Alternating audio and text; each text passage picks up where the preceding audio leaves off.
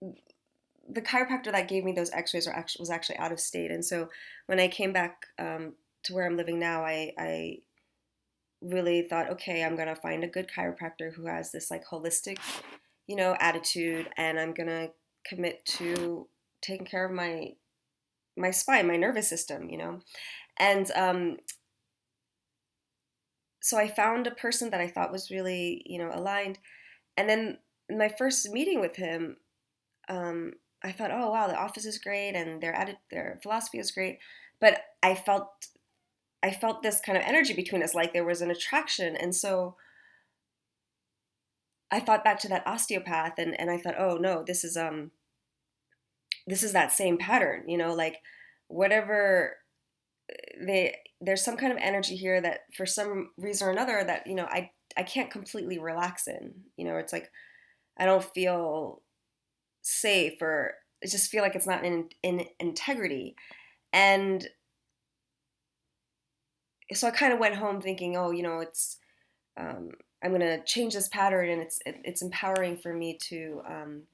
not go to this chiropractor, even though other things felt aligned. And so that's what I was planning to do. And then, but then something else came in, and this is like what's interesting. Like, as soon as I think I have like this answer, like this is the way, life tends to show me that it's not. It's like, okay, you've you ever noticed like you really want something bad, and then as soon as you're like, you know what, I'm okay without it, then you get it. It's like that kind of thing. So as soon as I'm like, I'm going to step in my power, and I'm not going to, even though this person feels good, and also he was open to doing a trade, which felt like, you know, like monetarily that would be great. So that was also kind of like felt like a hook, and I'm like, you know what, I'm not going to go here just because it's convenient, and I've learned my lesson from that osteopath, and I'm not going to. My body needs like healing and care, and I'm not going to put it in the hands of someone where I feel like there's this other energy that's not really pure. Okay, so I got to that conclusion, but then what came in later was, what if you looked at what it is within you that feels unsafe and healed that instead of putting the power outside yourself, right? And so I, instead of avoiding it, I went to him the next day, and I said, yeah, and I just was clear about like the what I would want with the trade that I actually wanted to pay. I just felt more aligned, and that if he wanted to work with me, it would be a separate thing. And then I just was noticing how I felt, and not and seeing if I actually could feel comfortable.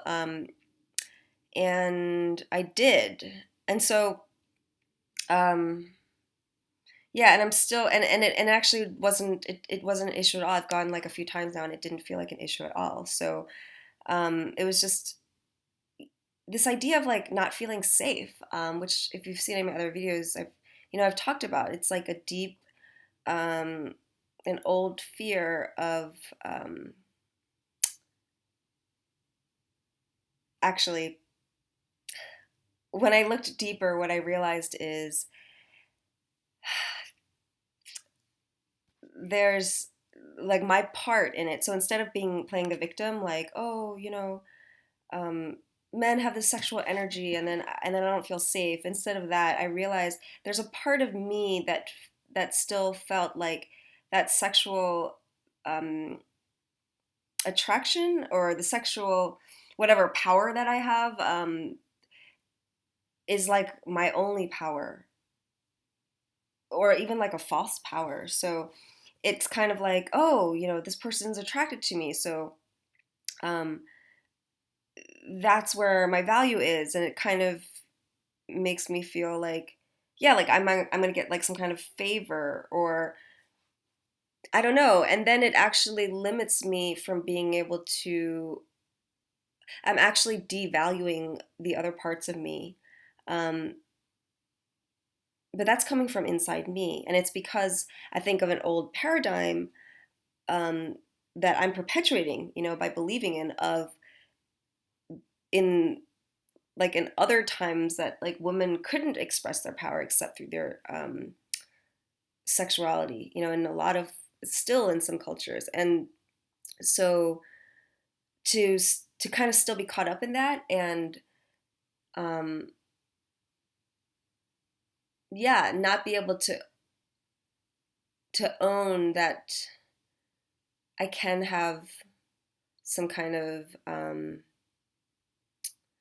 sexual magnetism or whatever, and also have other things of value, and I can receive and kind of be centered, um, no matter what the person around me is feeling. Also, the other fun thing is I was working with a sex and intimacy coach, my friend Sophia. Um, I will include her link below. She's a great coach, and I had just stopped working with her last week, and what we were a lot of our work was about was looking at the ways that I am kind of like protecting myself or not feeling safe, even in situations where I actually am safe. So kind of like challenging myself to really uh, explore being intimate with men, and not just like sexually, but just allowing myself to be in the energy of men with the complexities of different kinds of attraction, and not see it as a threat, and also to know that people can be attracted to people in different ways, and it doesn't mean that I owe them anything, and because I think that's what it really is. It's this feeling of like, if someone feels that way about me, I feel like I have to pay attention to them, um, or if I'm not going to do that, I have to put a wall up. Um, so so so like a like a week before that, I had joined this meetup group on about like sexuality and meditation, and I thought, oh, this would be a good chance for me to just be out there and meet people and who are interested in exploring intimacy in this conscious way. And the day that I stopped working with Sophia, I got an email saying that the leader of this meetup group had stepped down and a new person had to step up, or else the meetup would be canceled. So I ended up doing that, and I realized there's like there's a lot more men in it than women. There's like maybe, I don't know, 400 or so men and less than 100 women, less than 50 probably. So I'm going to have plenty of chances to explore my discomfort around this area.